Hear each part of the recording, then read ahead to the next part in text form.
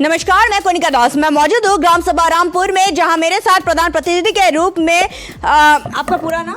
अनवर खान जी मौजूद है। मैं इनसे जानना चाहूंगी कि अभी तक इन्होंने 3 सालों में अपने ग्राम सभा में क्या क्या विकास कार्यों का अंजाम दिए हैं और आने वाले 2 साल के लिए क्या रूपरेखा तैयार की है ताकि इस ग्राम सभा का काया पलट हो सके। आपका हमारे चैनल में बहुत बहुत स्वागत है अनवर जी। जी शुक्रिया। आपने अभी तक 3 सालों में अपने ग्राम सभा में क्या क्या विकास कार्य करवाए हैं? सबसे पहले हमने चुनाव हम जब जीतने के बाद हम खेल कूद का मैदान ग्रामीण स्टेडियम शानदार हमने तामीर बनवाया जो अभी भी क्रियान्वयन में चल रहा है वो। उसके बाद हमने मनरेगा के अंतर्गत 5 इंटरलॉकिंग लगवाई। जो रास्ता बहुत दलदल थे, बड़े ख़राब थे, 25 सालों में जो कभी बन नहीं पाए, उन रास्तों को हमने चुनाव जीतने के बाद, जनता से हमारा वादा था, हमने सारे रास्ते दुरुस्त करवा दिए। पब्लिक का आना जाना शानदार है। उसके बाद जो है और जो चक्रोटे थी, जो जिनको संपर्क मार्ग कहा जाता है, हमने उनको बनवा, कम से कम 10-12 चक्रोटे हमने बनवा दी।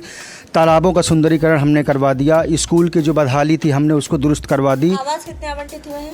हमारे कार्यकाल में कम 16 या 15-16 आवास हमने आवंटित करवाए जो सरकार ने दी थी। सारे के सारे सब बन गए। शौचालय लगभग 30-35 हमने दिए हैं जो 12,000 रुपये के माध्यम से आता, ऑनलाइन कराता है। जो पात्र व्यक्ति होता है, जो गरीब होता है, उसको 12,000 6-6 हज़ार करके किस्त जाती है। वो किस्त उन्हीं के खाते में जाती है, वो अपना शौचालय बनवा लेते हैं। स्वच्छ भारत मिशन में आपकी क्या राय है? स्वच्छ भारत और स्वस्थ भारत, स्वच्छता को लेकर आप अपने ग्राम सभा में क्या क्या काम करवा रहे हैं? स्वच्छ भारत मिशन में यह है कि साफ़ सफाई पे सबसे ज़्यादा ध्यान देना पड़ता है। अभी जो हम लोगों को जो एक ये आया था क्या बोलते थे उसको, ODF प्लस, उसके अंतर्गत हमने जो है काम करवाया है। RR सेंटर हमारे यहाँ बन गया है।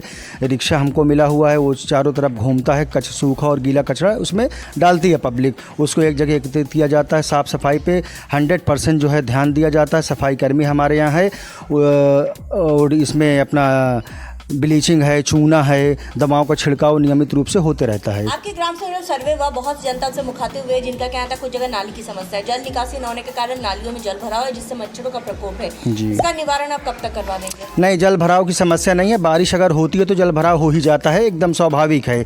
आम तौर पर आप जाके गाँव देखेंगी तो हमारे यहाँ कहीं जल भराव नहीं है। आज के अभी फ़िलहाल कहीं जल भराव नहीं है। अगर बारिश हो जाती है तो बारिश में गांव में स्वाभाविक गड्ढे पड्ढे होती हैं, वो भर ही जाता है पानी। लेकिन उसके लिए हमको अगर सूचना मिलती है, तत्काल नाली की साफ़ सफाई कराई जाती है, दवाओं का छिड़काव कराया जाता है। हमारे यहाँ कोई ऐसी आज तक 3 सालों में कोई भी घटना, बुखार, इस तरीके के मामला से नहीं। हम हर महीने जो है फॉगिंग कराते हैं मशीन के द्वारा, उसके बाद दवाओं का छिड़काव कराते हैं। सफाई कर्मी हमारे प्रॉपर करता है। मैं बात करूँ तो हमारे उप मुख्यमंत्री ब्रजेश पाठक जी स्वास्थ्य मंत्री हैं, स्वास्थ्य के प्रति काफ़ी जागरूक भी है, तो आपने कोई पैरामीटर तैयार किया ग्राम सभा में स्वास्थ्य को बेहतर बनाने के लिए? पैरामीटर यह है कि अगर हमारे यहाँ जो मिनी हॉस्पिटल होते हैं, जिसको NM सेंटर बोला जाता है, अभी हमारे यहाँ सुल्तानपुर घोष है, वहाँ लोग जाते हैं। आबादी हमारे यहाँ 5-6 हज़ार की है। एक मजरा लगता है हमारे यहाँ, उसके बगल में और पूर्वे लगते हैं। अगर NM सेंटर हमारे यहाँ आ जाए तो क्या होता है कि जो टीकाकरण होता है, हमारे आंगनबाड़ी नहीं है। स्कूल में एक आंगनबाड़ी, एक कमरा दिया हुआ है, वो स्कूल उसी के हिसाब से हमारा यहाँ काम होता है। आंगनबाड़ी हमारे यहाँ एक भी नहीं है। आंगनबाड़ी भवन अगर बन जाए तो उसमें जो NM आशा बहू आंगनबाड़ी कार्यकर्ती होती है, उनको बैठने की जगह मिले, तो उससे कम से कम लोगों को जागरूक किया जाए। उसके माध्यम से बेहतर स्वास्थ्य के उस पर काम किया जा सकता है। अगर मैं बात करूँ आपके ड्रीम प्रोजेक्ट की, आपका सपना जो आप अपनी ग्राम सभा के लिए करना चाहते हैं? मेरा ड्रीम प्रोजेक्ट एक ही है कि जो हमारे यहाँ सबसे इम्पोर्टेंट स्कूल जो है कंपोजिट विद्यालय है, छोटी सी जगह में बना हुआ है। PM श्री का एक मामला भी चला था, जो सरकार की योजना थी प्रधानमंत्री जी की, वो PM श्री हमारे यहाँ हो नहीं पाया। हमारे यहाँ 5.5 बीघे ज़मीन है जो हमने लेखपाल के माध्यम से उपलब्ध कराई थी, लेकिन वो नहीं हो पाया। एक स्कूल, हाई स्कूल कम से कम सरकारी हो जाए। बड़ा गाँव है, छोटा प्राइमरी स्कूल है, उसी में बच्चे पढ़ते हैं। एक ये है कि यहाँ बिजली की बहुत समस्या है।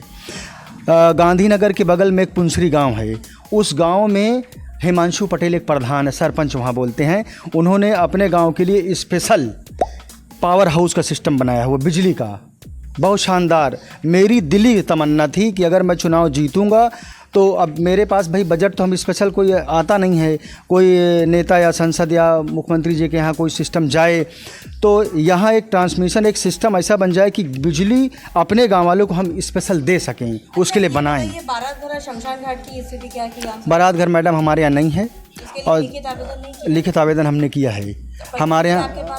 हाँ, प्रतिलिपि होगी कहीं, क्योंकि जी कर दूंगा मैं।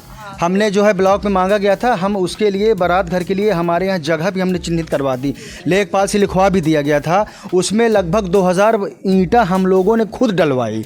मोहरम भी एक ट्रक आया था, बट उसके लिए सरकार की तरफ से बजट नहीं आया तो नहीं बनवा सके। पूरी मदद करेगी, आप लिखित हमें आवेदन जी भेजिएगा। कोटेदार लेखपाल कैसे हैं? कोटेदार का मामला यह है कि कोटेदार गल्ला बांटता है और एक यूनिट जो है पूरे हिंदुस्तान में लगभग कटते ही हैं, हमने जैसे सुना है। अब बाकी कोटेदार जो है राशन कार्ड किसी का कटा हुआ है, बना हुआ है, हमारे पास भी जाता है, कोटेदार के भी पास जाता है। कोटेदार का मामला है कि यूनिट कटता है, बाकी कोई दिक्कत नहीं है। लेखपाल से आप संतुष्ट हैं? लेखपाल का मामला ये है कि हमारे जो सरकारी मामलात होते हैं, ज़मीन का नापना, चक्रोट है, तालाब है, इस तरीके के मामला लेखपाल को कहा जाता है, तो भले 2 दिन लेट से लेकिन आते हैं, कोई प्रॉब्लम नहीं है। सरकार से आप किस तरह की मदद चाहते हैं? सरकार से मदद यह है कि जो रास्ते जर्जर पड़े हुए हैं, जैसे हमारा रास्ता 2005 में ये डमर रोड बना था, आप गाँव गई होंगी, वो एकदम ख़राब हो चुका है, बदहाल बड़े बड़े गड्ढे हैं, तो कम से कम चौड़ीकरण, मरम्मतीकरण, नवीनीकरण उसका हो जाए। अब बाकी जो रास्ते धीरे धीरे होते हैं, जो मनरेगा के अंतर्गत बजट मिलता है उससे हम लोग करवा लेते हैं। राजवित्त, पंचम वित्त, 15वां वित्त जो आता है वो करवा लेते हैं।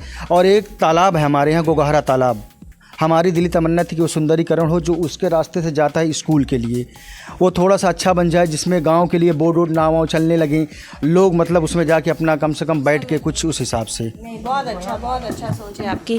हमारे साथ प्रधान प्रतिनिधि मौजूद है, जिनका साफ तौर पे कहना है कि उन्होंने अथक प्रयास किए ताकि इस ग्राम सभा को नंबर 1 ग्राम सभा बनाया जाए। जैसे कि उन्होंने साफ तौर पे कहा, इनका ड्रीम प्रोजेक्ट का सप्ताह इस ग्राम सभा में बिजली की व्यवस्था को दुरुस्त करना, साथ ही साथ बारात घर, शमशान घाट चाहते हैं, जिसके लिए इन्होंने लिखित आवेदन कर दिया है, जिसकी प्रतिलिपि हम सरकार तक जरूर पहुंचाएंगे। जब हम ग्राम सभा में सर्वे किए थे, बहुत से जनता से मुखातिब हुए थे, जिनका कहता कुछ जगह नाली की समस्या है, जिस पर हमने आपसे वादा किया था गांव की कहानी प्रधान की जुबानी आप तक ले आएंगे और प्रधान की समस्याओं से भी आपको रूबरू कराएंगे, ताकि आप इनको वक्त दें। इनके पास अभी भी लगभग 2 साल का वक्त है, जैसे जैसे बजट आएगा अपने ग्राम के विकास के लिए वैसे वैसे काम कराएंगे और हमें उम्मीद भी है प्रधान जी अपनी ग्रामवासी की समस्याओं को जरूर दूर करेंगे। वीडियो जर्नलिस्ट संदीप प्रताप सिंह के साथ मैं कोनिका दास, आई न्यूज़ उत्तर प्रदेश।